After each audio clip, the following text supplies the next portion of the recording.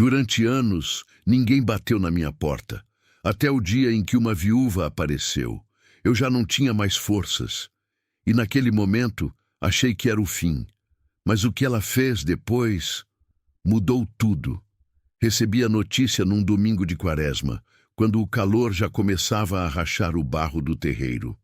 O tabelião veio de carro até a minha porta, coisa rara por aqui, onde a estrada de terra afasta até o vento, e ficou parado na beira da cerca, engravatado e suando, segurando um envelope pardo, como quem carrega uma confissão envergonhada. Eu estava do lado de fora, remendando a tela do galinheiro com arame recozido, as mãos pretas de ferrugem, quando ele me chamou pelo nome completo. Dona Francisca. Dona Francisca Leal. Parei o que estava fazendo. Há 12 anos, ninguém me chamava assim. Desde o enterro do Geraldo, as pessoas simplesmente pararam de usar meu nome. Virei a viúva, a mulher do Geraldo, aquela ali do fim da estrada. O nome completo só aparece em cartório, em missa de 7º dia, ou quando a vida te traz uma surpresa ruim embrulhada em papel oficial. O envelope continha o título de uma propriedade. Terras de uma tia-avó que eu mal conhecia, Dona Zélia Leal, irmã da minha avó paterna, que viveu e morreu sozinha numa fazendinha no município de Bom Jardim, a uns 60 quilômetros daqui. A mulher não tinha filho, não tinha marido, não tinha mais ninguém no mundo. E eu, que tampouco tenho ninguém, fui a parente mais próxima que restou. Por isso, as terras vieram parar no meu nome. 6 alqueires de campo aberto, uma casa de pau a pique, um curral velho e um poço coberto com tábuas podres. Fiquei olhando para o papel por um longo tempo, depois que o tabelião foi embora. A poeira do carro dele ainda estava suspensa no ar, quando eu dobrei o documento com cuidado e entrei na minha casinha de 3 cômodos que o Geraldo construiu com as próprias mãos. Me sentei na cadeira que era dele, uma cadeira de couro trançado que range quando meu peso pousa nela, como se reclamasse de ser usada por mim ao invés do dono de sempre. Ali, com o ventilador de teto girando devagar e fazendo mais barulho do que vento, fiquei pensando em tudo o que aquele papel podia significar. Nada, provavelmente. 6 alqueires de campo sem água boa não valem muito no Maranhão. Mas era meu. E eu não tinha mais nada que fosse meu de verdade. Preciso explicar como estava a minha vida naquele domingo para você entender o que veio depois. Tinha 53 anos e vivia como se tivesse 90. Não de corpo. Meu corpo ainda aguentava cedo, às 4h30, tirar leite das 2 vacas, cercar o pasto, carregar lata d'água do poço até a horta. O corpo sobrevive. É a outra parte que vai se apagando devagar, como lampião sem querosene. O Geraldo morreu de infarto fulminante há 12 anos, um sábado de manhã, enquanto consertava o telhado do paiol. Caiu sem dar um grito. Eu ouvi o barulho e pensei que era uma tábua. Quando fui ver, já estava no chão, com os olhos abertos e a cara voltada para o céu, como se tivesse visto alguma coisa bonita antes de partir. Não tivemos filhos. Tentamos muito, rezamos novena, pagamos promessa, consultamos médico em São Luís. Nada. Ficou essa ferida que a gente nunca fala, mas carrega a vida inteira. O silêncio de uma casa onde nunca teve voz de criança correndo. Depois que ele foi, fiquei. Não saí porque não sabia para onde ir. A fazenda era a nossa vida, e a fazenda ficou sendo só minha. Aprendi a fazer tudo o que ele fazia. Consertar cerca, vastar capim, chamar veterinário por telefone com a voz firme para ninguém perceber que eu não entendia metade do que o homem dizia. Aprendi. A gente aprende quando não tem escolha. Mas aprendi também a viver no silêncio. Não o silêncio bonito que as pessoas da cidade romanticizam. O silêncio do campo, do pôr do sol, da natureza. Não. O outro silêncio. O que dói. O silêncio de entrar em casa e não ter ninguém do outro lado. O silêncio de cozinhar para uma pessoa. O silêncio de adoecer e não ter quem traga água. Naquele domingo, olhando para o papel na mão, Percebi que fazia 3 semanas que eu não tinha tido uma conversa de verdade com ninguém. Tinha trocado bom dia com o seu Antônio da venda, tinha respondido tô boa, graças a Deus para Dona Teresa da igreja, mas conversa mesmo, dessas em que você fala o que está sentindo de verdade, não tinha tido. 3 semanas, e não era a primeira vez. Decidi ir ver as terras numa quinta-feira cedo. Saí antes do sol nascer, com a caminhonete velha do Geraldo que eu teimava em manter, mesmo enferrujada, mesmo com o rádio que só pega AM. O cachorro, o nego, entrou na caçamba sem eu mandar. Ele sempre sabe quando vai ter viagem. Pus uma mochila com água, umas broas de milho que tinha feito na véspera e a cópia do título. A estrada de terra até Bom Jardim é daquelas que a gente nunca esquece. Vermelho escuro, poeira que entra por toda a fresta, capim-navalha nas beiradas e de vez em quando uma ponte de madeira sobre o riacho que estala como se fosse ceder a qualquer momento. Eu conheço cada buraco daquela estrada porque é o caminho que o Geraldo fazia toda semana para buscar ração no depósito. Fui quase sonâmbula, deixando o corpo dirigir enquanto a cabeça ficava noutro lugar. O sol nasceu do lado direito, cor de brasa velha, e o campo foi se abrindo dos dois lados, um tapete de capim seco cor de palha, salpicado de murici e de jussarinha ainda pequena. Bonito se você consegue ver beleza. Naquele dia, eu só conseguia ver o quanto era vazio. Chegando na propriedade, encontrei o portão de arame preso com corrente enferrujada. Desci, abri com dificuldade, entrei devagar com a caminhonete abrindo trilha no capim alto. A casa ficava no fundo, encostada num bosque de buriti. Uma construção pequena de pau a pique com reboco caindo, telhado de telha canal com um vão no meio, janelas fechadas com tábua pregada. Ao lado, o curral de madeira podre que cheirava a mato úmido e a tempo parado. Desci da caminhonete e fiquei parada um instante. O nego cheirou o chão, rodou uma vez e sentou ao meu lado, quieto. Coisa que ele não faz quando o lugar é normal. Quando o lugar é só lugar, ele vai logo farejando tudo, correndo, levantando o passarinho. Mas ali ele sentou e ficou olhando para frente como eu. Havia um silêncio ali, diferente do meu silêncio. O meu silêncio era vazio. O daquele lugar era cheio. Cheio de quê? Eu ainda não sabia. A casa cheirava a mofo, a terra seca e a alguma coisa adocicada que eu não soube identificar na hora. Entrei com cuidado, a tábua do assoalho gemendo a cada passo. A sala tinha uma cadeira de vime quebrada, um filtro de barro rachado e um calendário de 2009 pregado na parede com uma santa de papel colada em cima. Nossa Senhora Aparecida, com os olhos voltados para o teto como se pedisse paciência. Na cozinha, um fogão de lenha frio, panelas de alumínio enfileiradas e sobre a mesa de madeira tosca, uma caixinha de madeira escura. Parei na porta da cozinha. Não sei por que aquela caixinha me chamou tanto a atenção. Era uma coisa simples, tampo liso, sem ornamento, mas estava posicionada no centro exato da mesa, não esquecida de lado, não jogada num canto, posicionada com intenção, com cuidado, como se alguém a tivesse deixado ali para ser encontrada. Por mim, talvez. Não abri naquele momento, não sei por quê. Tive aquela sensação de que algumas coisas precisam de mais coragem do que a gente carrega num dia de semana comum. Saí de volta para o terreiro. Respirei o ar aberto, cheiro de capim quente, de esterco velho, de terra ressecada. E fiquei olhando o campo até o sol estar alto. E foi quando vi, pela primeira vez, o poço. Ficava uns 30 metros atrás da casa, quase engolido pelo capim. Tampado com tábuas velhas que alguém havia cruzado em cima, uma pedra grande por cima das tábuas para segurar. O tipo de coisa que se tapa para não cair dentro, ou para não deixar nada sair.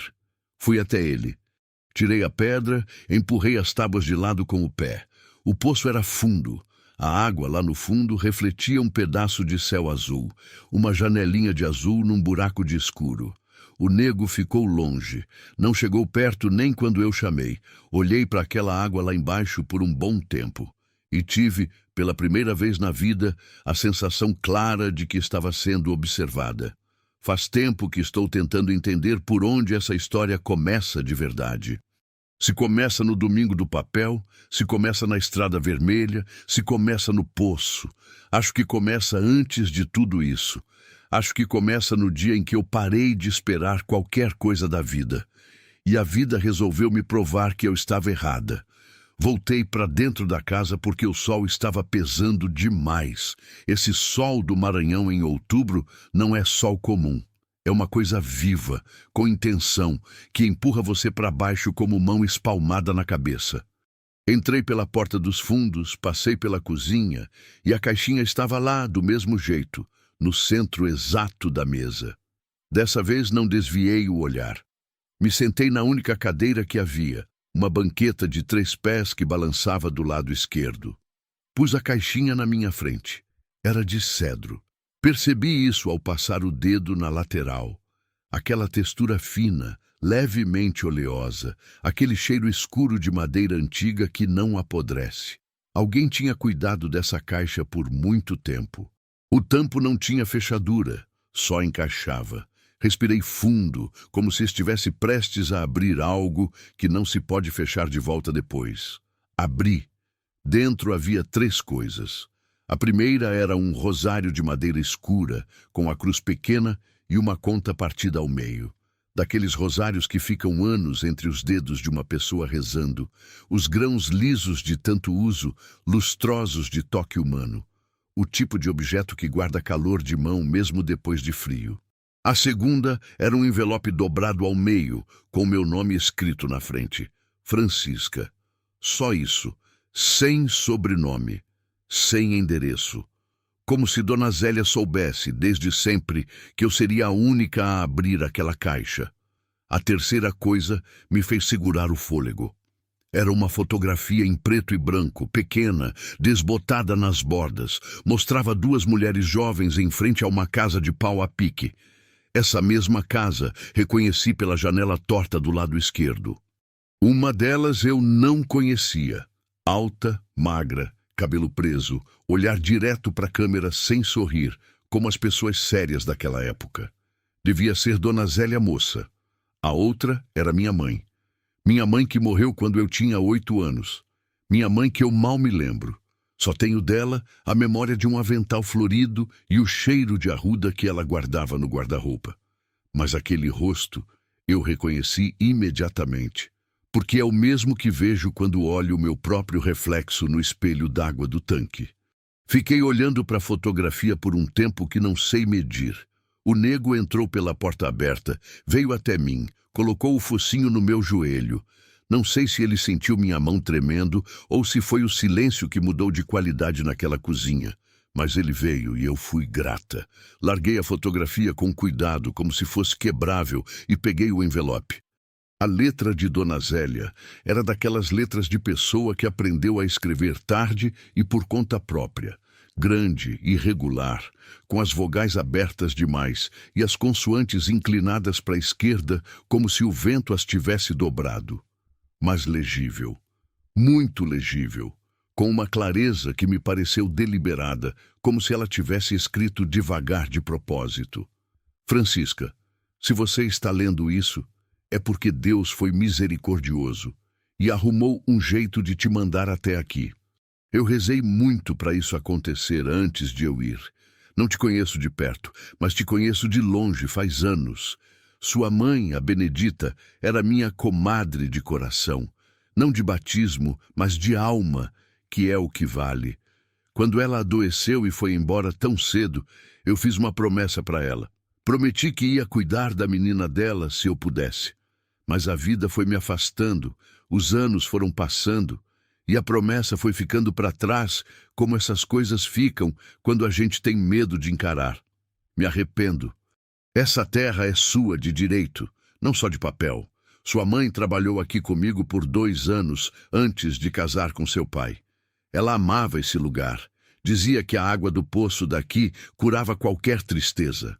Eu não sei se é verdade, Mas sei que o poço tem uma história que você precisa saber. Não escrevo aqui porque papel não aguenta tudo. Você vai ter que perguntar para Dona Coló, que mora no vilarejo de São Benedito, a uns 4 quilômetros estrada adentro. Ela conhece. Ela estava aqui no dia. Cuida da terra. Cuida do poço. E se puder, cuida também de você mesma, que viúva não precisa viver como fantasma. Zélia Leal, novembro de 2019. Dobrei a carta com calma. Novembro de 2019. Ela escreveu isso quase 4 anos antes de morrer. 4 anos antes de eu saber que essa terra existia. Ficou esperando. A carta, a caixinha, a promessa dela. Tudo esperando que alguém viesse. Que eu viesse. Fiquei sentada ali até o nego começar a rosnar baixinho. Não foi um rosno de briga. Era aquele rosno contido de quem percebeu algo antes da dona. Levantei devagar, fui até a porta da cozinha, olhei para o terreiro. No início não vi nada. Só o capim balançando com o vento morno, as andorinhas fazendo curvas rápidas no céu branco de calor, a sombra comprida da mangueira velha se estendendo pelo chão. Depois vi. Do lado do curral velho, encostada na cerca de arame como se estivesse ali há anos, havia uma mulher. Velha. Muito velha. Daquelas velhas do campo que a gente não sabe a idade certa, porque poderiam ter 70 ou poderiam ter 100. Pequena, curvada para frente, com um chapéu de palha gasto na cabeça e uma saia escura até os tornozelos. Não estava me olhando de frente. Estava olhando para o poço, imóvel como estaca de cerca. Chamei o nego pelo colarinho, segurei firme e saí pela porta da frente. Boa tarde, falei, mesmo sendo ainda manhã. A voz saiu mais fraca do que eu queria. A mulher não virou imediatamente. Ficou mais um instante olhando para o poço, como se precisasse terminar algum pensamento. Depois, devagar, virou o rosto na minha direção. Tinha os olhos mais claros que já vi em pessoa de pele escura, quase amarelos, cor de mel velho. Olhos que não combinavam com o resto, com a pele enrugada, com o corpo dobrado, com a expressão pesada. Eram olhos de alguém que viu coisas demais e ainda assim continua vendo. Sabia que ia aparecer alguém, ela disse. Voz firme, surpreendentemente firme para um corpo tão curvado. Só não sabia que ia demorar tanto. Me aproximei devagar, como se o chão entre nós fosse de outra textura. A senhora é Dona Coló? Ela me olhou como quem olha para coisa conhecida. Sou. E você é filha da Benedita. Não precisa nem falar. Parei no meio do terreiro. A senhora conheceu minha mãe? Conheci.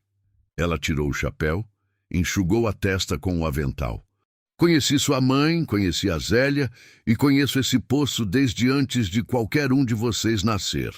Fez uma pausa. Pode me oferecer água? Vim a pé desde São Benedito e tô com a boca de areia.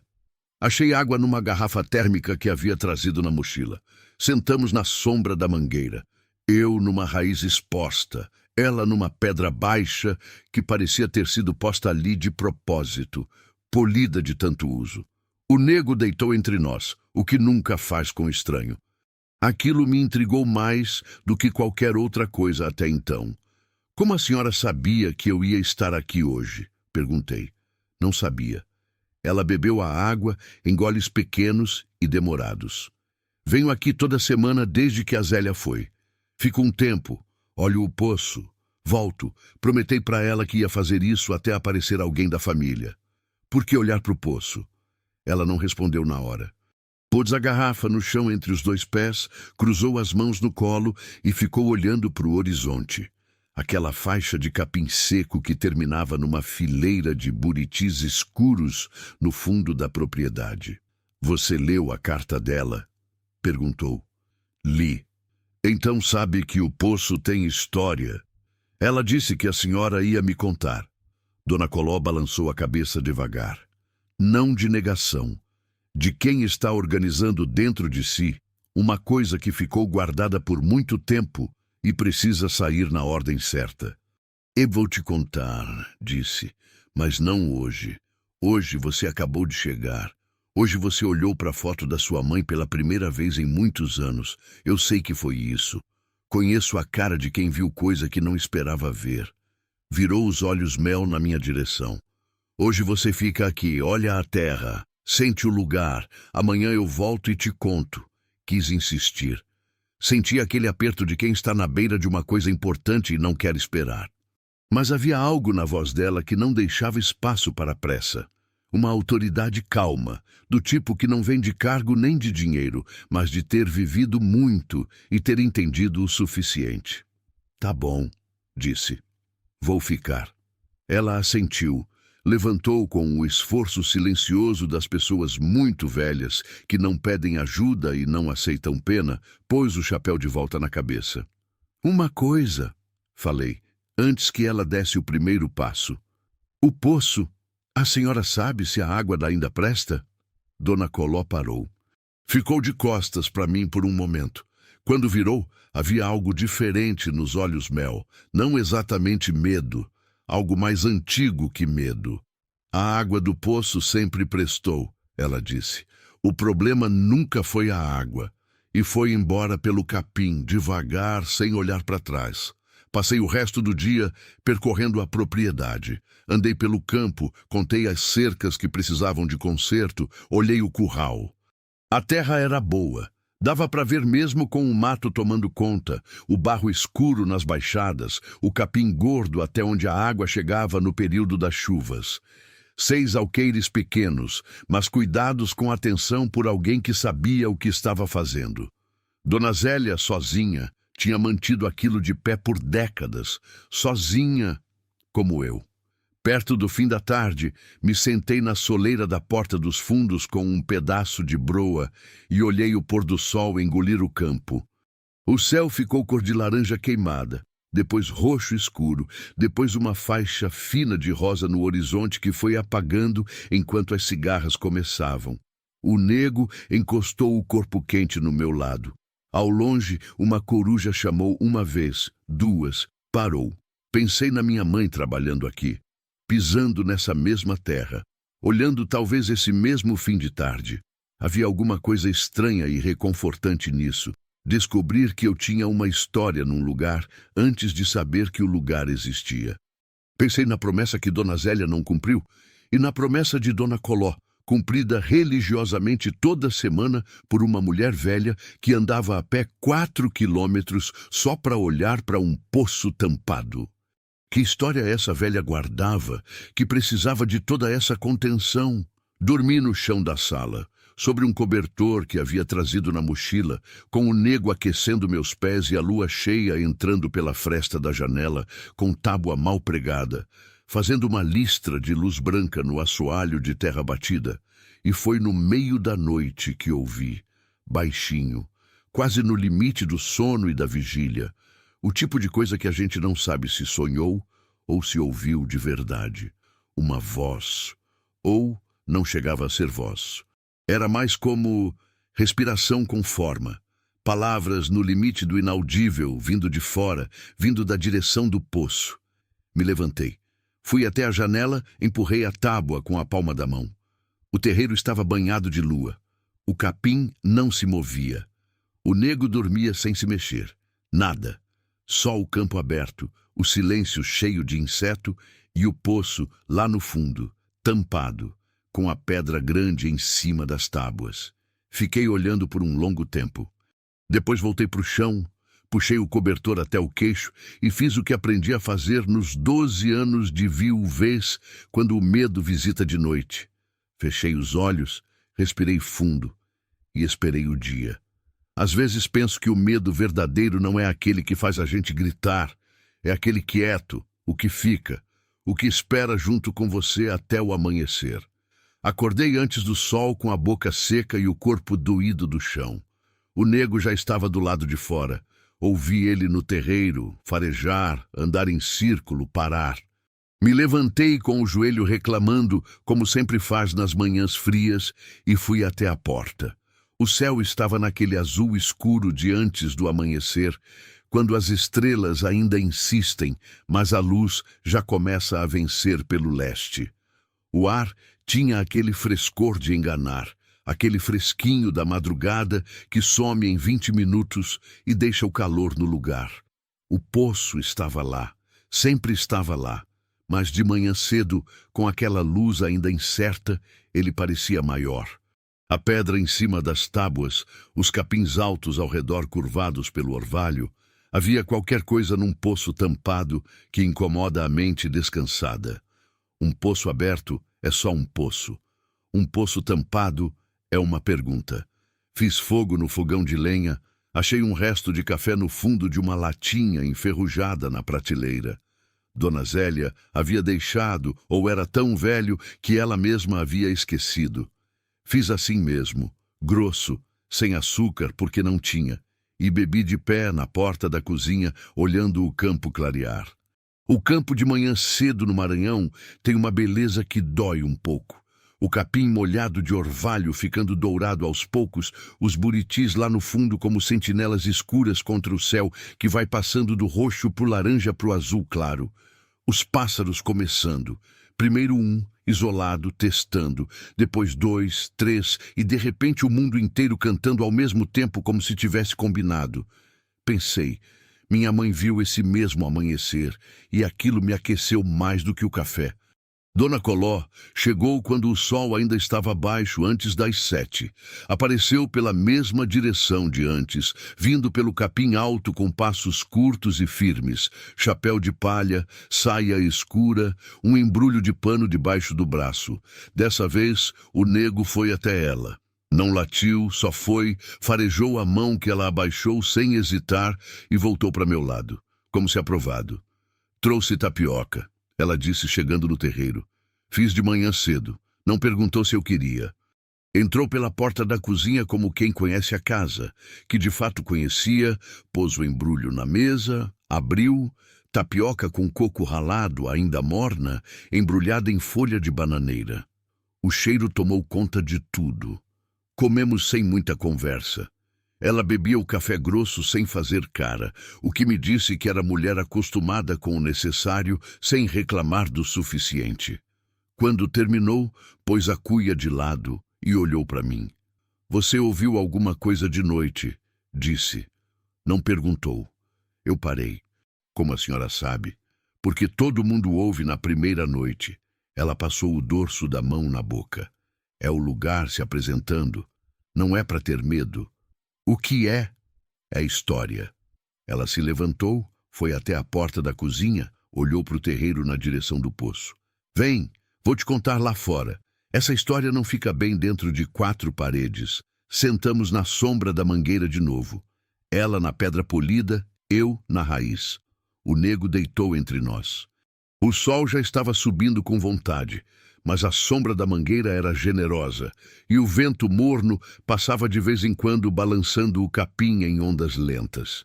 Dona Coló ficou em silêncio por um momento, as mãos cruzadas no colo, os olhos mel fixos no poço, como se pedisse licença para alguma coisa invisível antes de começar. Então começou.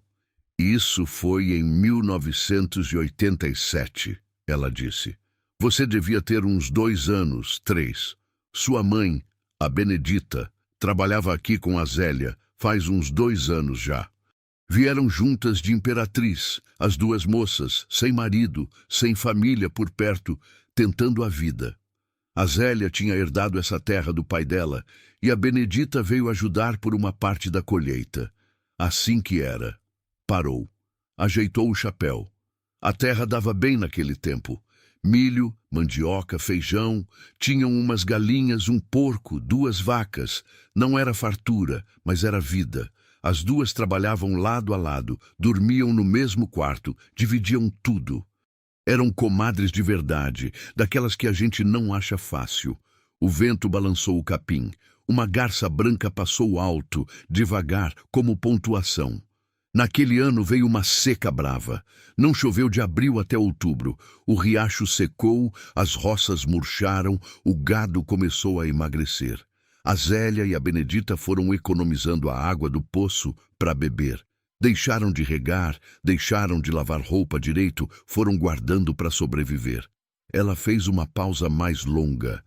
Vi os dedos dela apertarem um pouco as mãos cruzadas. Em agosto desse ano, apareceu uma família na beira da estrada. Pai, mãe e 3 crianças pequenas, a mais nova de colo ainda.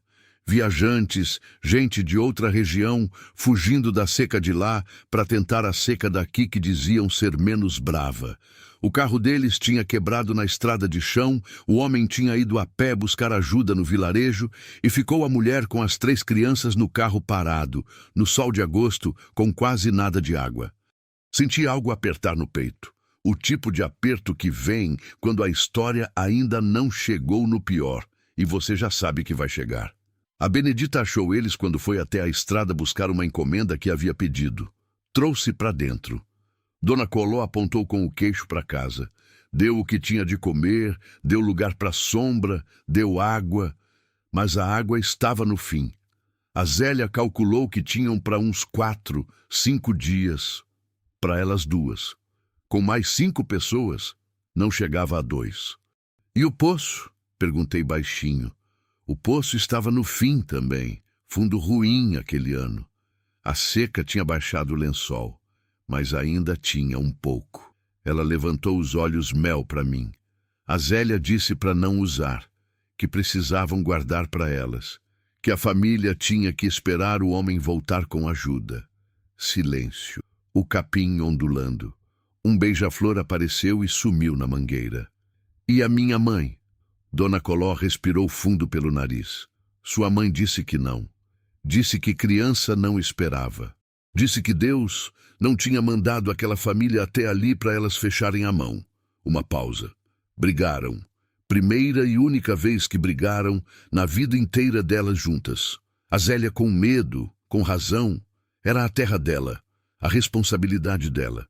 E a Benedita com aquela teimosia de quem acredita que o certo é o certo, mesmo quando dói. Quem ganhou? Sua mãe. E pela primeira vez, algo que era quase sorriso passou pelo rosto de Dona Coló. Ela abriu o poço naquela noite, tirou água para a família toda, deu banho nas crianças, fez mingau para o bebê, deu o que tinham de farinha e de toucinho. A mulher chorou tanto que molhou o chão. Eu estava com a garganta fechada. Não disse nada. O homem voltou no dia seguinte com um caminhão do vilarejo. A família foi embora. A Zélia e a Benedita ficaram com a água que restava no poço, menos de um dia de consumo, e mais 2 semanas pela frente até a chuva vir. Como sobreviveram? Deus e o milagre das coisas simples. Ela encolheu os ombros como quem descreve algo que aceitou há muito tempo. Choveu em 2 dias, choveu tanto que o riacho encheu em 4 horas. A Zélia disse que foi a Benedita que trouxe a chuva com aquela teimosia dela. Sua mãe disse que foi o choro da mulher da família que encheu o céu. Ficamos as 2 em silêncio por um momento. Não era silêncio desconfortável. Era o tipo de silêncio que se forma quando uma história termina e precisa de tempo para assentar, como terra depois da chuva. Por que a senhora disse que o problema nunca foi a água? Perguntei, lembrando das palavras dela do dia anterior. Dona Coló me olhou, porque depois daquilo, a Zélia passou o resto da vida com culpa. Culpa de ter querido fechar a mão. Culpa de ter brigado com a amiga por causa de medo. Mesmo que a Benedita jamais tivesse cobrado, jamais tivesse guardado rancor, a Zélia carregou aquilo por dentro a vida toda. Ela baixou a voz.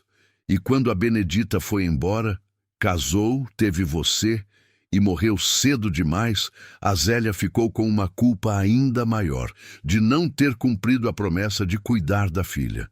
Por que não me procurou? Medo. Simples assim.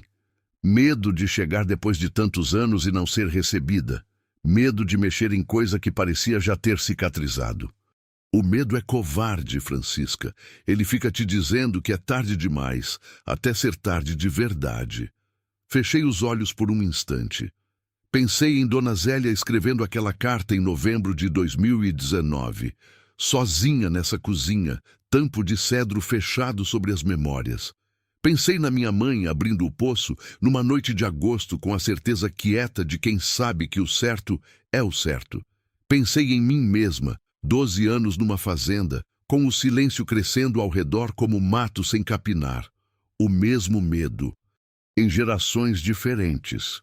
O que eu faço com tudo isso? Perguntei, e minha voz saiu de um lugar fundo que eu não esperava.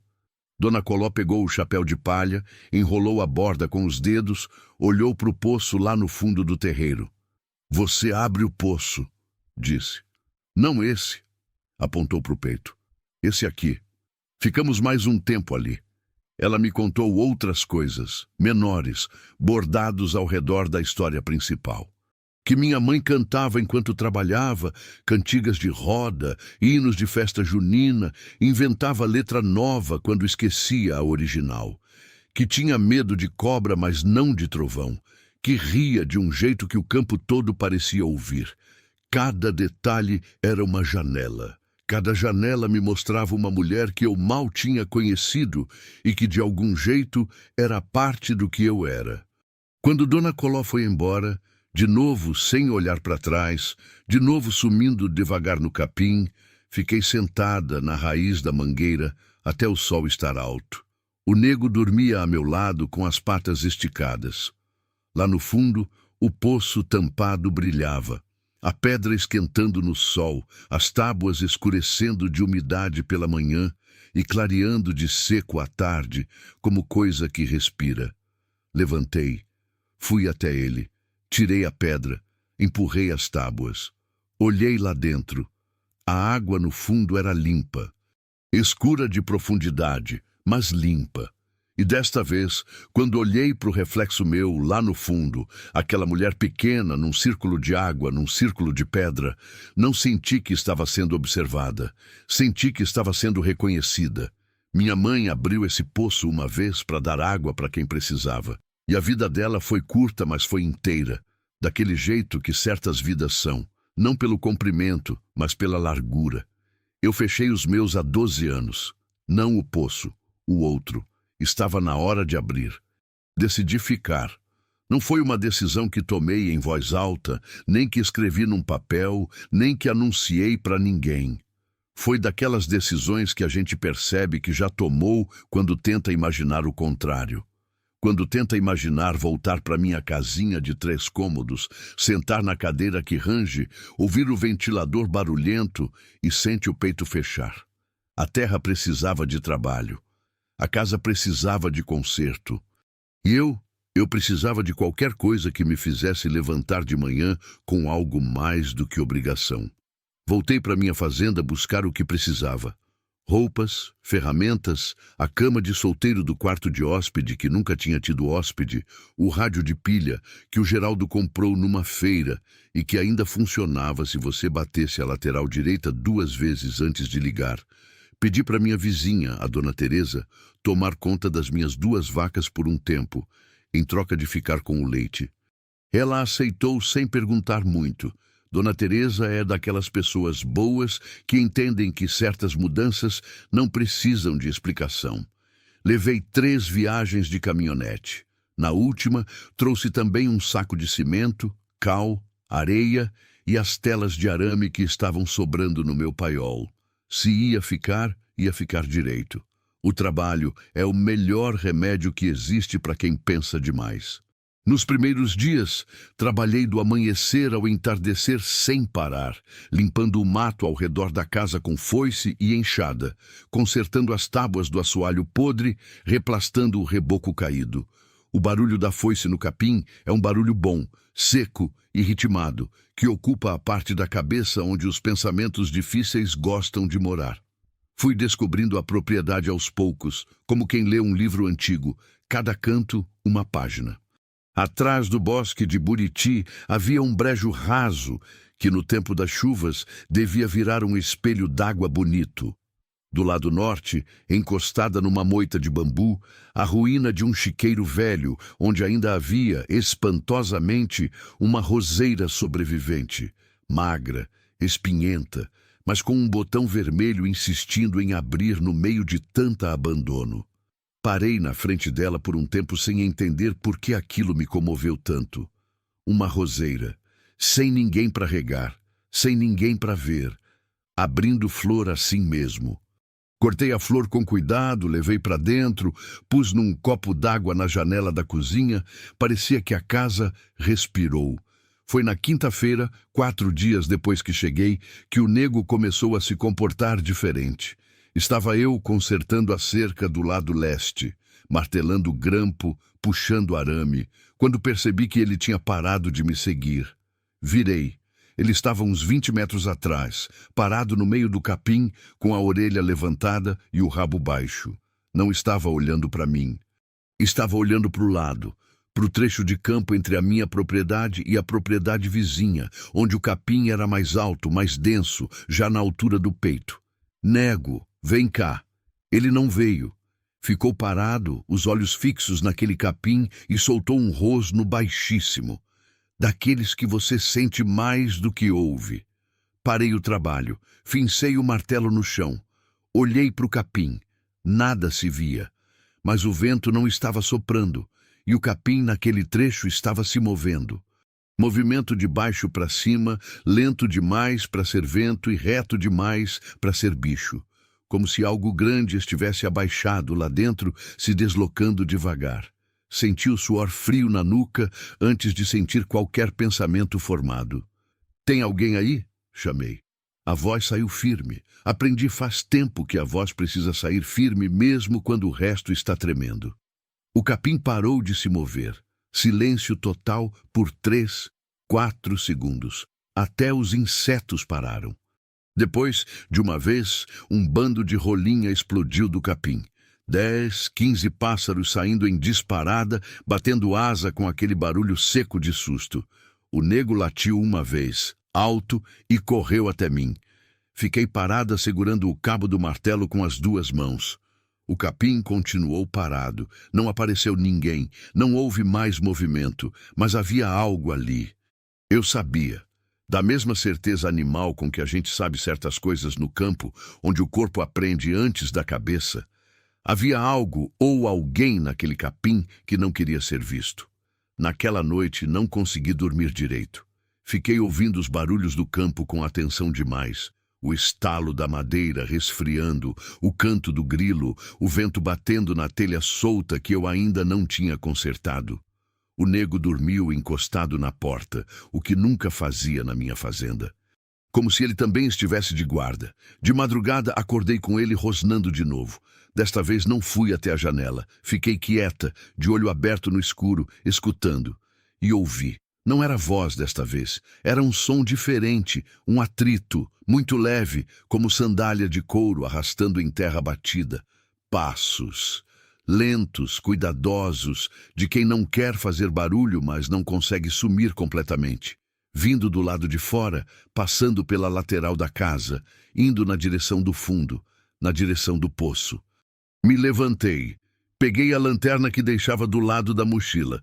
Peguei também o facão que havia trazido do paiol da minha fazenda e deixado encostado na parede.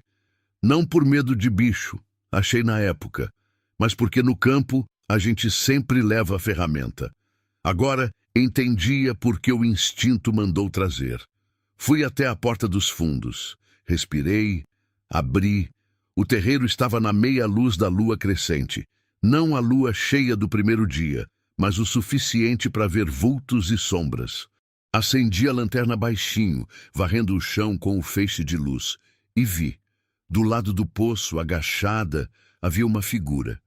Pequena, curvada, com um embrulho de pano no colo. Por um segundo meu coração parou. Depois, a figura levantou o rosto. Era uma menina. 12 anos, talvez 13. Magra de dar dó, cabelo emaranhado, vestido desbotado 2 tamanhos maior do que ela. O rosto era miúdo, de maçã do rosto saliente e olhos escuros e arregalados, me encarando na luz da lanterna como animal apanhado em cilada. Os pés estavam descalços e cortados, cortes pequenos, de capim-navalha, com sangue seco escurecido. Nenhuma de nós disse nada por um momento que pareceu muito longo. O nego foi até ela antes de mim. Cheirou os pés, a mão que ela estendeu instintivamente, e abanou o rabo. "Não vou te machucar", disse eu. Abaixei o facão. Abaixei também a lanterna, tirei o feixe de luz do rosto dela. Como você se chama? A menina apertou o embrulho no colo. Olhou para o poço, olhou para mim, olhou para o nego. Lúcia, disse, voz pequena, mas firme, voz de quem aprendeu cedo a não mostrar medo mesmo com medo. Você está aqui faz quanto tempo, Lúcia? Ela hesitou. 3 dias. 3 dias. Enquanto eu trabalhava, consertava cerca, foiceava capim, havia uma menina escondida no campo ao redor, me observando, esperando. De onde você veio? Ela não respondeu. Apertou mais o embrulho. Você está com fome? Uma pausa longa. Depois, quase imperceptível, a cabeça balançou que sim. Fiz o que minha mãe teria feito. Entrei, acendi o fogo, aqueci o que tinha. Arroz de véspera, feijão, um pedaço de carne seca que havia trazido. Pus tudo num prato fundo e levei até a mesa. Chamei a menina para dentro. Ela entrou com cuidado, como quem entra em lugar que pode ser armadilha. Sentou na beira da cadeira. Comeu com aquela velocidade contida de quem está com fome demais, mas tem vergonha de mostrar. Colheradas medidas, mastigação rápida, olhos na comida, mas ouvidos em tudo ao redor. Fiquei sentada do outro lado da mesa, tomando café, deixando ela comer. O embrulho de pano ela não largou. Ficou no colo o tempo todo, com o braço dobrado por cima como proteção. O que tem aí? Perguntei quando ela limpou o prato. Ela olhou para mim. Aqueles olhos escuros avaliando, pesando. Devagar, abriu o embrulho. Dentro havia uma criança, um bebê de poucos meses, dormindo com a respiração rápida e superficial de quem não está dormindo de descanso, mas de esgotamento. A pele estava seca, os lábios rachados, mas respirava. Senti o coração virar dentro do peito. Seu irmão? Minha irmã. A voz da Lúcia saiu diferente agora, não mais contida, carregada. Ela tá fraca. Não tô conseguindo dar de mamar porque não tenho leite, e o leite de vaca que achei num sítio abandonado não tá sendo suficiente. Ela chora pouco. Isso é ruim, eu sei. Criança que chora pouco quando deveria chorar muito. Eu sabia que era ruim. Sinal de fraqueza, de desidratação. Onde está a mãe de vocês? O rosto de Lúcia fechou. Uma fechada de porta pesada, trancada por dentro. Não tem. Só isso. Não tem. 2 palavras que carregam um mundo que ela claramente não estava pronta para abrir. Não insisti. Me levantei, peguei a lanterna, fui até a caminhonete, tinha trazido uma lata de leite em pó de emergência, o tipo de coisa que mulher do campo carrega sem saber bem porquê, instinto de prevenção. Voltei, fervi água, fiz o mingau ralo. Lúcia segurou a irmã, enquanto eu dado para a menina comer com uma colherinha de metal que achei na gaveta. A bebê abriu os olhos no meio. Olhos escuros como a irmã, olhos de quem veio ao mundo sem ter pedido e ainda não sabe bem o que fazer aqui. Me olhou por um segundo, depois voltou a comer. Aquele segundo me pegou no peito de um jeito que não esperava. Lúcia dormiu no chão da sala com a irmã no colo, enrolada no cobertor que cedi sem cerimônia. Adormeceu em menos de 2 minutos. Aquele sono fundo de quem ficou dias na guarda e finalmente achou onde pousar. Fiquei acordada na cozinha, sentada na banqueta de 3 pés, com o fogo baixo no fogão e o campo lá fora cheio de inseto e escuro. Pensei em tudo que não sabia. Quem era essa menina? De onde tinha vindo? O que tinha acontecido com a mãe? Por que estava escondida no capim, ao invés de ter batido na porta desde o começo? Pensei também no que eu estava fazendo.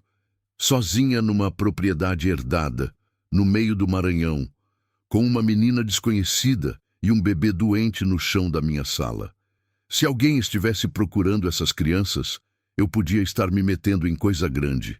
Se ninguém estivesse procurando, era pior ainda. Tinha que tomar uma decisão. Ia precisar tomar rápido. O bebê precisava de médico, não de mingau de emergência. Peguei o celular, 2 barras de sinal. O suficiente. Liguei para Dona Coló. Ela atendeu no segundo toque, como se não estivesse dormindo, como se estivesse esperando. Tem uma menina aqui, disse eu. E um bebê. Apareceram de noite. Silêncio de 2 segundos. Eu sei quem são, disse Dona Coló. A voz dela saiu diferente de tudo que eu tinha ouvido até então. Não era surpresa. Era alívio. Do tipo pesado, do tipo que carrega a culpa junto. Como a senhora sabe? Porque eu estava esperando que aparecessem aqui. Uma pausa. Não aqui nessa fazenda, esperando que aparecessem em algum lugar seguro. Outra pausa, mais longa. A menina se chama Lúcia, a bebê é a Graça. A mãe delas era a Rosilene. Era. O que aconteceu com a Rosilene? Dona Coló respirou fundo. Do outro lado da linha, ouvi o vento noturno passando. Ela também estava do lado de fora, parecia. Morreu há 10 dias. Febre que virou pneumonia, que virou coisa que o posto de saúde de São Benedito não teve como segurar. A voz endureceu numa tristeza seca. Deixou as 2 meninas. O pai não existe. A família não quis ficar com o bebê. Disseram que não tinham condição. A Lúcia pegou a irmã e fugiu antes que mandassem a Graça para abrigo. Fechei os olhos. Uma menina de 12 anos, fugindo pelo campo carregando um bebê no embrulho de pano. 3 dias escondida no capim, me observando, avaliando se eu era ou não era o tipo de pessoa que fechava a mão. Como minha mãe havia avaliado a Zélia décadas atrás, no mesmo terreiro. O que eu faço? Perguntei. E Dona Coló disse, com aquela voz de quem sabe que chegou o momento. Você faz o que a Benedita faria. Você abre o poço. Tem coisas que a gente não escolhe. A vida apresenta e você responde. Com medo ou com fé. Com mão fechada ou com mão aberta. E essa resposta, ela fica. Fica nas pedras do terreiro. Fica na memória de quem viu, fica nas histórias que passam de boca em boca até virar o tipo de coisa que as pessoas chamam de lenda, mas que foi real, foi sangue e suor e decisão tomada de madrugada. Naquela noite, eu não dormi. Mas pela primeira vez em 12 anos, o silêncio da casa não pesava. Pesava diferente, pesava de vida. De manhã cedo, antes que Lúcia acordasse, fui até o poço. Não sei bem por que fui. O corpo foi. Os pés decidiram antes da cabeça. Fiquei na beira, olhei para a água lá no fundo e fiz o que não faço desde o enterro do Geraldo. Rezei de verdade. Não a reza decorada de domingo, não o Pai Nosso automático antes de dormir. Rezei com as palavras que tinha, que eram poucas e tortas, mas eram minhas. Pedi clareza, pedi força, pedi que eu soubesse fazer a coisa certa. O sol nasceu enquanto eu rezava. Aquele instante exato em que o campo muda de cor, de azul chumbo para dourado, e os pássaros todos começam de uma vez. Parece ensaiado. Parece que a natureza sabe a hora. Voltei para dentro. A Lúcia estava acordada, sentada no chão com a irmã no colo, amamentando com a mamadeira improvisada que tínhamos feito com um copo e um pedaço de pano furado. Ela levantou os olhos quando entrei. Não disse bom dia, só olhou. Eu também não disse bom dia. Vou te levar ao posto de saúde de Bom Jardim hoje cedo, disse. A Graça precisa de médico de verdade. Ela apertou a irmã. Se eu for pro posto, eles ligam pro conselho tutelar. Provavelmente. E aí me tiram a Graça. Parei na porta da cozinha. Olhei para ela. Aquela menina de 12 anos com olhos de adulto cansado, segurando um bebê com a firmeza de quem já entendeu que é a única proteção que aquela criança tem no mundo. Talvez, disse, porque não ia mentir. Mas se a Graça não for vista por médico, ela pode piorar de um jeito que nem o conselho tutelar vai poder consertar. Lúcia ficou em silêncio por um longo momento.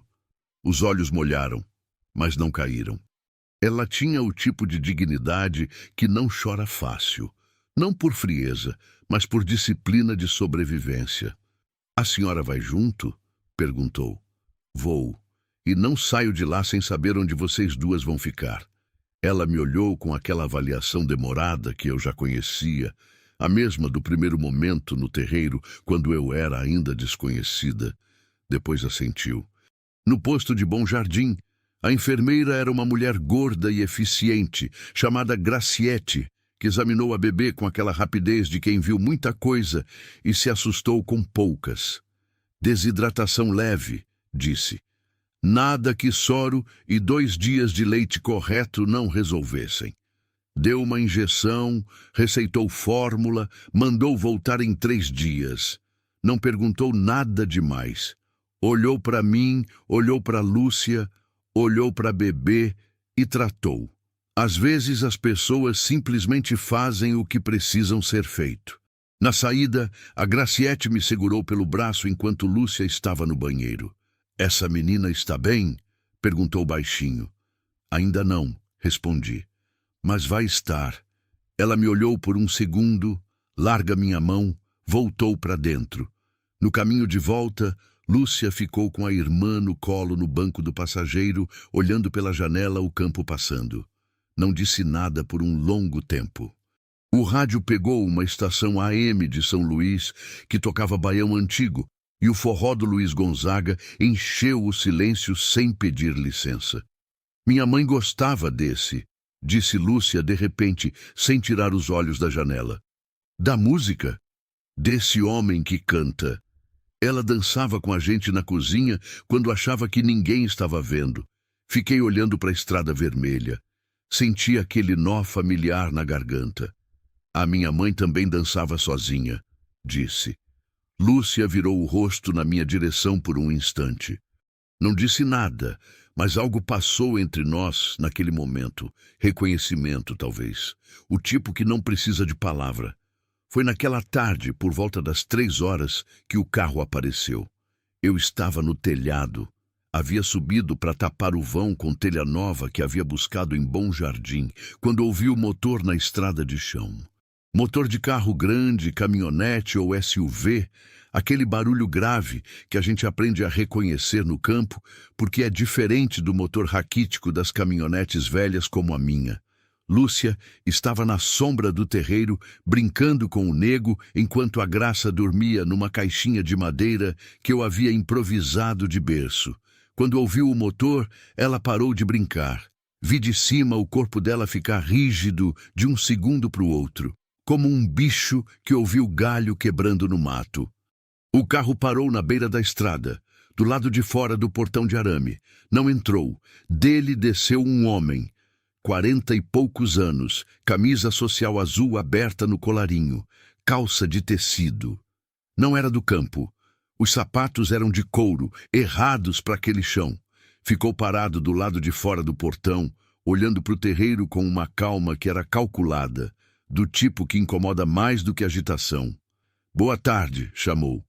Tem alguém? Fiquei quieta no telhado. Lúcia me olhou de baixo. Eu vi os olhos dela, vi o medo neles, e vi também uma coisa além do medo que me fez o estômago virar. Reconhecimento. Ela conhecia aquele homem. Desci do telhado devagar. Fui até o terreiro. Me posicionei entre o portão e a casa, com o nego do meu lado.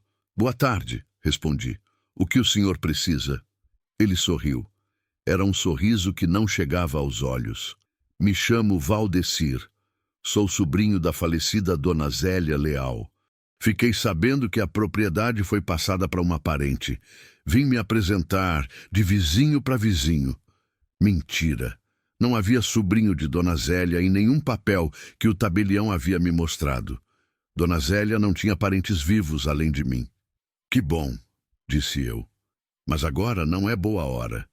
Estou no meio de um concerto. Claro, claro. Ele olhou além de mim, varrendo o terreiro com os olhos. Varrendo e procurando. Está sozinha aqui? Sim, disse. Do canto do olho, vi Lúcia recuar devagar em direção à porta dos fundos, com a Graça no embrulho. Ela sabia o que estava fazendo. Sabia que precisava sumir. Interessante. Ele pôs as mãos nos quadris, porque eu ouvi que havia visto uma menina por aqui.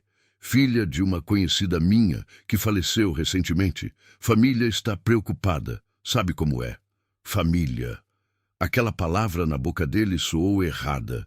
Soou como roupa emprestada, larga demais no corpo. Não vi nenhuma menina, disse. Ele me olhou. Eu o olhei. Esse tipo de silêncio eu conheço. É o silêncio de duas pessoas que sabem que a outra está mentindo e estão medindo quem vai piscar primeiro. Bom, ele deu um passo para trás, mas os olhos continuaram varrendo o que conseguiam ver do terreiro. Se aparecer alguém, a senhora me avisa. Deixe o meu número. Pode deixar no portão. Ele parou. Olhou para mim com aquele sorriso que não era sorriso. A senhora é nova por aqui. Ainda não conhece como as coisas funcionam nessa região. Conheço o suficiente, disse. Ficamos nos encarando por 3 segundos que pareceram 3 minutos. Depois, ele tirou um cartão do bolso, dobrou, enfiou na grade do portão de arame, voltou para o carro. O motor grande acendeu. O carro foi embora devagar. Devagar demais, do jeito que carro vai quando quer dizer que vai voltar. Só respirei fundo quando a poeira dele sumiu na curva da estrada. Entrei correndo. Lúcia estava no quarto dos fundos, encostada na parede, com a Graça apertada no peito. O rosto dela estava branco de um branco que não é cor de pele, é cor de medo antigo. Quem é esse homem? Perguntei, fechando a porta. Ela levou um tempo para responder. Ele morava perto da minha mãe. A voz saiu em fio. Depois que ela ficou doente, ele apareceu muito em casa. Dizia que ia ajudar. Parou. Mas o jeito que ele olhava para mim não era de ajuda. O estômago virou de vez. Não precisei de mais detalhes. Certos jeitos de olhar uma mulher adulta já reconhece.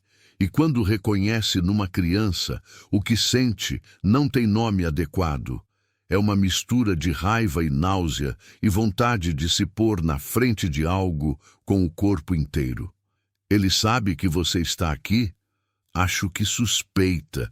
Eu fugi de São Benedito, mas ele tem gente por lá. Por que você veio parar nessa fazenda?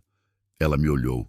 Dona Coló me disse que era lugar seguro, que ia aparecer alguém aqui que ia entender. Fechei os olhos por um segundo. Dona Coló. Aquela velha de olhos mel que caminhava 4 quilômetros por semana para vigiar um poço, que havia plantado essa menina fugitiva na direção certa, como quem planta semente em terra boa e espera a chuva fazer o resto. Tá bom, disse. Abri os olhos. Vamos ligar para o conselho tutelar agora. Lúcia abriu a boca para protestar. Espera, disse eu. Não para te tirar a graça.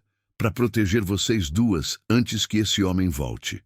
Existe diferença, e eu vou me assegurar que todo mundo entenda qual é. Primeira grande tensão. O Conselho Tutelar de Bom Jardim me atendeu, mas disse que levaria até o dia seguinte para mandar alguém. Liguei para Dona Coló.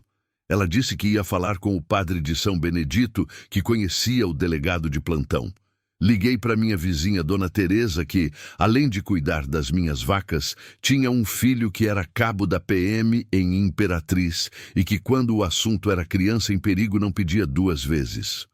Mas a noite chegou antes de qualquer um deles. Às 10 da noite, o nego começou a latir.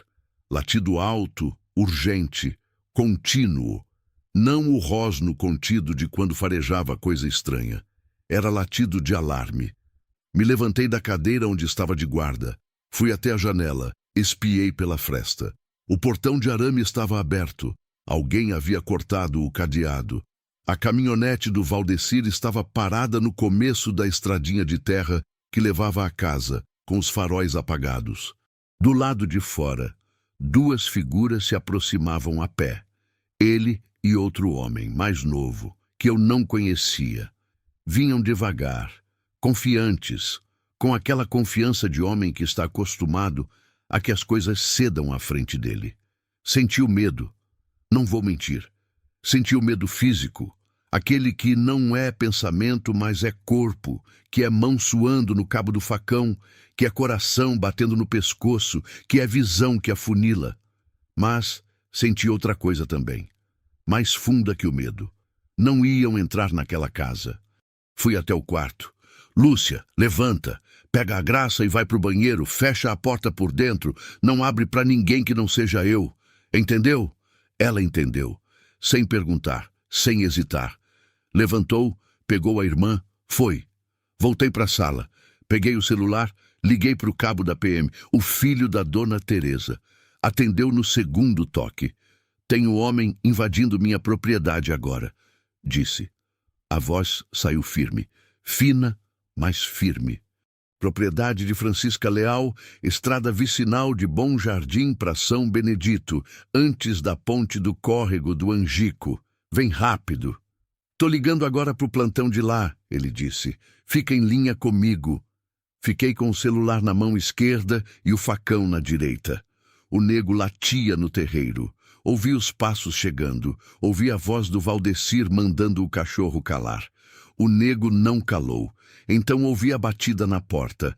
Não um bater de visita, um bater de quem está acostumado a que a porta abra. Abre aí, só quero conversar, não abri. Essa terra tá irregular. Eu sei de coisas sobre essa propriedade que a senhora devia saber também. Abre e a gente conversa como gente grande. Não disse nada. A menina que a senhora tá escondendo não é parente seu. A senhora nem a conhece, tá se metendo em problema à toa. O celular no meu ouvido, o cabo falando baixinho. Estão indo, 5 minutos. 5 minutos é muito tempo quando alguém está do outro lado da porta. Última vez, disse a voz lá fora. Mais fria agora. A cortesia havia acabado. Eu respirei. Uma respiração longa, funda, que descia até a barriga. Pensei na minha mãe abrindo o poço numa noite de agosto. Pensei na dona Zélia escrevendo a carta que demorou décadas chegar. Pensei no Geraldo que me ensinou que a voz precisa sair firme mesmo quando o resto treme. Fui até a porta. Não para abrir, para falar de perto, com a voz encostada na madeira para que ele ouvisse cada palavra. Ah, pode ouvir bem, disse eu. Tem um cabo da PM em linha agora e viatura a caminho. Tem os nomes de vocês dois sendo ditados nesse momento. Se vocês entrarem nessa casa, a primeira coisa que vai acontecer quando essa porta abrir vai ser registrada como invasão de domicílio. A segunda vai ser que eu vou usar o que tenho na mão para me defender e não vou precisar me justificar muito porque é minha propriedade e vocês estão aqui de noite sem convite. Silêncio do outro lado. Essa menina não tem ninguém, disse ele. Tentou soar razoável, ficou soando vazio. Tem, disse eu. Tem eu. Silêncio mais longo. Depois passos se afastando. Fiquei com o ouvido colado na porta até ouvir o motor da caminhonete acender. Até ouvir o carro dando ré na estradinha. Até o barulho do motor grande sumir na noite do campo. Só então as pernas tremeram. Me encostei na parede, deslizei devagar até sentar no chão com o facão no colo e o celular no ouvido. E o cabo do outro lado perguntando: "Está bem, dona Francisca, está bem?" "Tô", disse. Eles foram, mas precisa que venham assim mesmo. A viatura chegou em 12 minutos. 2 policiais jovens que ouviram tudo com atenção, anotaram tudo, fotografaram o cadeado cortado. Um deles conhecia o nome do Valdecir. Fez uma cara que me disse mais do que qualquer palavra. Disse que iam atrás.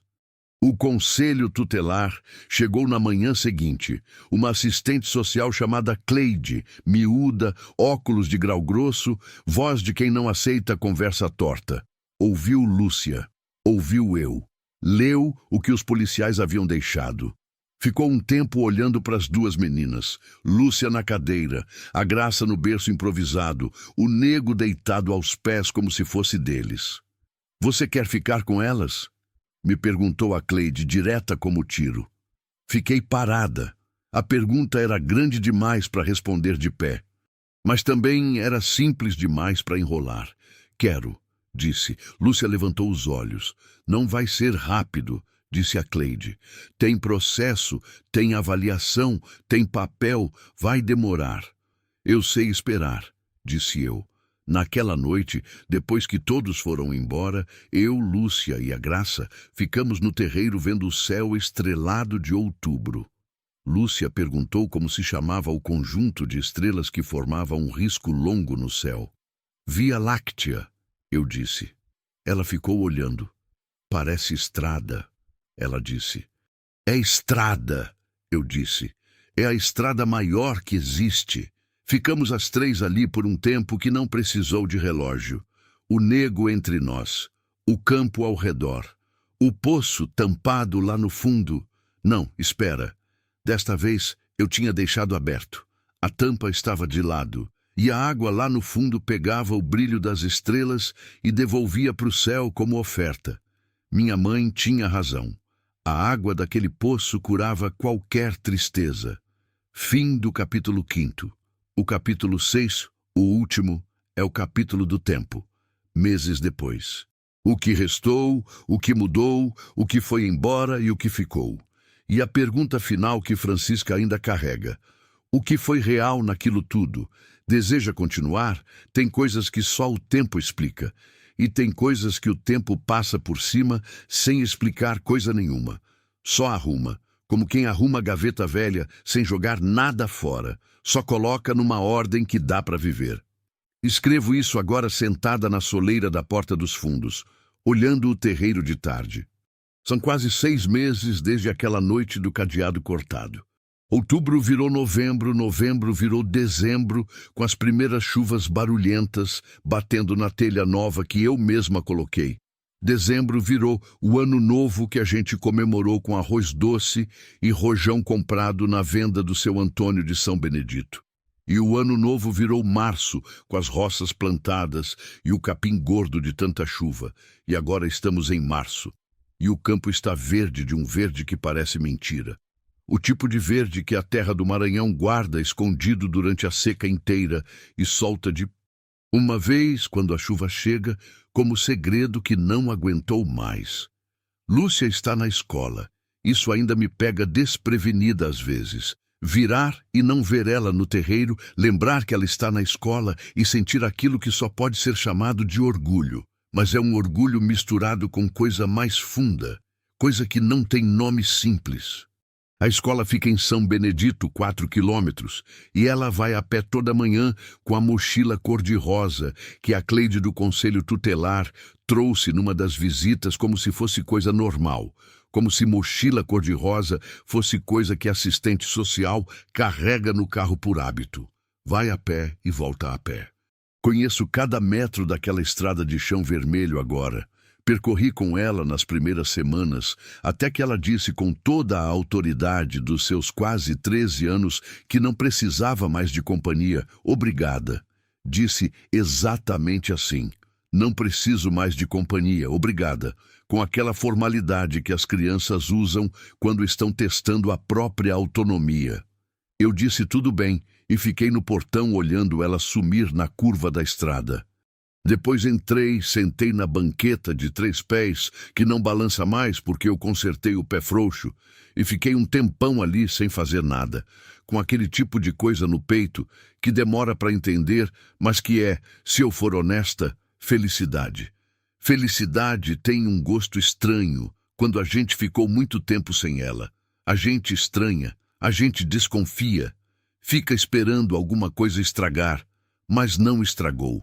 A graça está andando. Isso é o tipo de coisa que parece simples de escrever. A graça está andando, mas que quando aconteceu ao vivo, no meio da cozinha, numa tarde de janeiro, fez eu sentar no chão e chorar de um jeito que não chorava faz anos. Não de tristeza, do outro tipo de choro. Aquele que vem quando a vida faz algo bom de surpresa e o corpo não sabe como agradecer sem molhar o rosto. Ela deu 4 passos cambaleantes do fogão até a mesa. 4 passos. Caiu.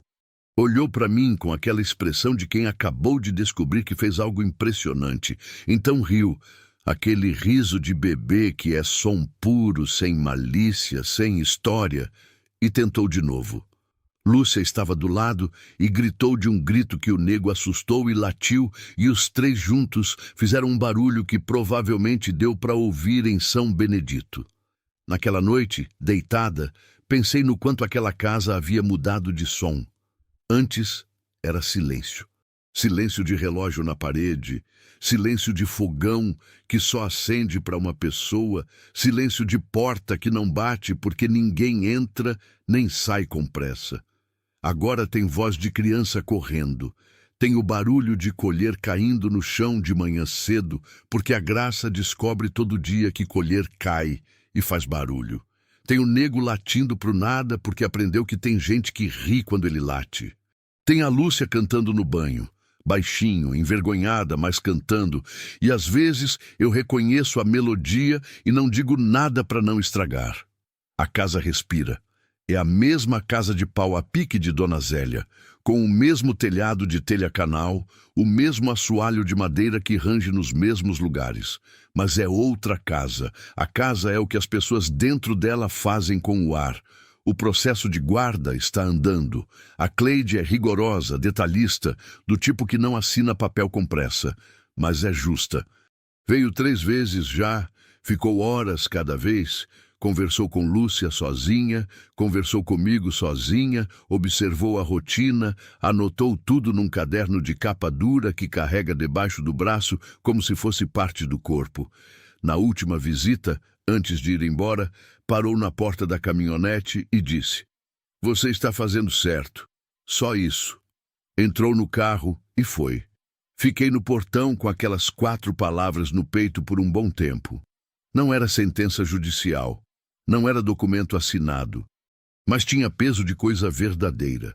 Do Valdecir, a polícia abriu inquérito. Soube por um dos policiais que veio na noite do cadeado que não era a primeira queixa contra aquele nome. Havia outras histórias, outras famílias vulneráveis, outros momentos em que ele havia aparecido com sorriso de ajuda e intenção de outra coisa. O inquérito estava rodando. Não sei quanto vai demorar. Sei que o nome está nos papéis e que o mundo ficou um pouco menor para ele. É o que posso fazer daqui. Dona Coló vem toda semana, mas diferente de antes ela vinha sozinha, vinha ver o poço, vinha cumprir promessa de vigia. Agora vem para tomar café, fica 2, 3 horas, conta a história para Lúcia que fica boquiaberta, porque a velha tem memória de arquivo e senso de narrativa de contador de causo. A Graça senta no colo dela, com aquela naturalidade de criança que ainda não aprendeu a desconfiar de ninguém. E Dona Coló segura com os 2 braços finos e fecha os olhos por um instante, como quem está recebendo alguma coisa. Numa tarde eu disse: "A senhora sabia que ia acabar assim." Não era pergunta. Ela abriu os olhos, mel na minha direção. Tomou um gole de café. "Não sabia como ia acabar," disse. "Sabia que precisava de alguém que ficasse." Uma pausa. "A Zélia precisou de alguém que ficasse e não teve. Não ia deixar acontecer de novo se eu pudesse evitar. A senhora me usou," disse sem raiva, só com curiosidade. Ela me olhou com aquele olho de mel que não pede desculpa, mas entende tudo. "Usei," confirmou. "E você deixou." Ficamos as 2 em silêncio por um momento. Depois eu ri. Foi uma risada que saiu do fundo. Não de garganta, de barriga. Aquele tipo de riso que aparece quando a situação é séria demais para não ter graça. Ela também riu, aquela risada antiga de quem ri com a boca quase fechada, os olhos se franzindo. Não me lembrava quando tinha sido a última vez que eu tinha rido assim. Agora preciso falar sobre a coisa que não sei explicar. Deixei para a última porque é a parte que ainda fico rodando, que acordo às vezes de madrugada pensando, que não tem resposta arrumada e talvez nunca tenha. 3 semanas atrás, numa tarde de chuva forte, chuva daquelas de março que não avisa, que sai do céu de uma vez, como se o céu esqueceu de ir aos poucos, eu estava do lado de fora cobrindo a lenha com lona quando o temporal chegou. Entrei encharcada, troquei de roupa, fui para a cozinha acender o fogão. Lúcia estava na escola. A Graça dormia no quarto. Eu estava sozinha na cozinha. E então ouvi, do lado de fora, no meio da chuva batendo no telhado e no capim, havia um som. Não era voz. Era aquela coisa no limite do inaudível. Respiração com forma, como naquela primeira noite. Mas desta vez eu sabia de onde vinha. Fui até a janela. Olhei para o terreiro encharcado. O poço estava aberto. Eu havia deixado aberto, coberto só com a grade de arame que havia instalado no lugar das tábuas podres, do tipo que deixa passar ar, mas não deixa a criança cair. A chuva caía dentro, rodopiando, e do lado do poço, embaixo da chuva, havia uma figura. Por um segundo, só um segundo, vi uma mulher. Pequena, de avental florido, de costas para mim, olhando para dentro do poço, o cabelo escuro encharcado, os pés descalços na lama vermelha. Pisquei. Não havia ninguém. Só a chuva, só o capim dobrado pelo vento, só o poço com a grade e a água dentro ganhando ondinhas com cada gota que caía. Fiquei parada na janela por um tempo longo. Não senti medo. Esse é o detalhe que ainda me intriga. Deveria ter sentido medo, e não senti. Senti outra coisa. Senti aquele calor de reconhecimento que senti ao ver a foto na caixinha. Aquele calor de ver rosto conhecido em lugar inesperado. Senti que estava sendo vista por alguém que queria me ver bem. Não sei se foi real. Sei que o cérebro de pessoa sozinha por muito tempo faz coisas. Sei que o luto tem formas que a razão não alcança. Sei que a exaustão dos últimos meses, a tensão, a mudança, tudo isso junto pode fazer a mente ver o que precisa ver. Mas também sei o que vi. E sei que depois daquilo, voltei para o fogão, fiz o café e me sentei na banqueta de 3 pés com uma paz que não sentia faz 12 anos. Uma paz que não era vazio. Era presença. A diferença entre um quarto silencioso, porque foi abandonado, e um quarto silencioso porque está em descanso. Dona Coló, quando contei, não disse nada por um longo tempo. Depois disse: a água do poço curava qualquer tristeza. Foi o que a Benedita dizia. A senhora acha que era ela? Ela olhou para o horizonte. Acho que era o que você precisava ver. Uma pausa. Às vezes é a mesma coisa. Não sei se concordo. Não sei se discordo. Fico nessa zona do meio que é o lugar honesto onde a maioria das coisas verdadeiras mora. Hoje a Lúcia chegou da escola com uma redação na mão. Tema: conte sobre alguém importante na sua vida. Ela escreveu sobre a mãe dela, a Rosilene que dançava na cozinha com as filhas quando achava que ninguém estava vendo. A Rosilene que tinha medo de trovão, mas não de cobra. A Rosilene que ria de um jeito que o quartinho deles todo parecia ouvir. Leu para mim em voz alta, sentada na mesa da cozinha, com a Graça no colo tentando pegar o papel. Leu com a voz firme de quem não vai deixar a voz tremer, e a voz tremeu nos 2 últimos parágrafos assim mesmo, e ela não parou, continuou lendo com a voz tremendo, porque às vezes a gente precisa terminar o que começou mesmo quando dói. Quando terminou, ficou olhando para o papel. Está bom? Perguntou. Está honesto, disse eu. Honesto é melhor que bom. Ela dobrou o papel com cuidado, guardou na mochila. Ficamos em silêncio por um momento. Francisca, ela disse. Não, senhora. Não, tia. Francisca. É como ela me chama desde o começo. E eu nunca pedi diferente porque há qualquer coisa muito certa nisso, no meu nome inteiro na boca dela. O quê? Você também vai escrever sobre alguém importante? Fiquei olhando para ela. Pensei no Geraldo que construiu casa com as próprias mãos. Pensei na Dona Zélia que escreveu uma carta por décadas, esperou alguém ler. Pensei na Dona Coló que andou 4 quilômetros por semana por anos só para cumprir promessa. Pensei na minha mãe de avental florido que abriu um poço numa noite de agosto porque sabia que o certo é o certo mesmo quando dói. Pensei em mim mesma, 53 anos, viúva, sozinha num campo que virou lar, com uma menina de quase 13 e um bebê que acabou de aprender a andar e um cachorro velho que dorme entre as pessoas como se fosse família porque é.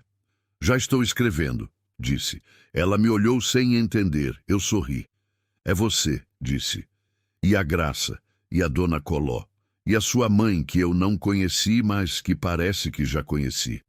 Parei. É essa terra toda. Lúcia ficou me olhando por um tempo. Depois voltou para o dever de matemática sem dizer nada. Mas eu vi. Vi antes de ela abaixar a cabeça para o caderno.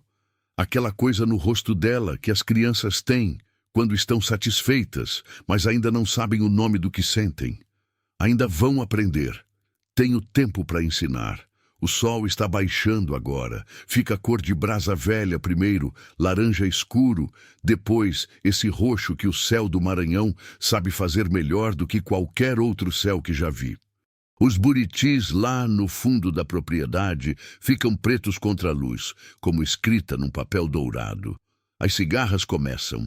O nego late uma vez pro nada e para, satisfeito com o próprio latido. Atrás de mim, dentro da casa, a Graça faz o barulho que faz quando está acordando do cochilo.